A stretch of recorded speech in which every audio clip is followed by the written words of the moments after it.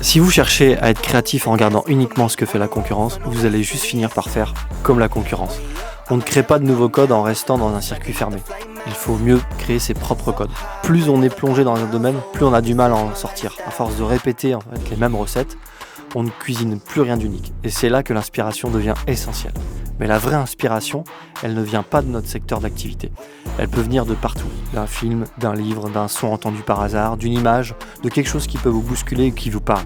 Prenez le cinéma par exemple. Quand quelqu'un vous parle d'un film et qui vous transmet son univers, un ton, une ambiance, souvent ça révèle quelque chose de très personnel, presque intime. S'il vous parle de Matrix ou d'Amélie Poulain, vous voyez deux mondes radicalement opposés, et pourtant vous avez capté l'essence. En marketing, c'est pareil. Quand un client me parle d'un film, je sais que ça le touche, et ce qui le touche, c'est ce qui va résonner dans sa marque. C'est là qu'on peut construire quelque chose d'unique, de fort et de sincère. Alors oui, certains vous diront c'est bizarre comme idée, c'est un petit peu étrange, et puis un jour ils vous diront c'est peut-être pas si bête, et puis plus tard ils vous copieront peut-être, parce qu'en fait c'est ça la créativité. D'abord c'est ridicule, ensuite c'est dangereux, et puis finalement ça devient évident.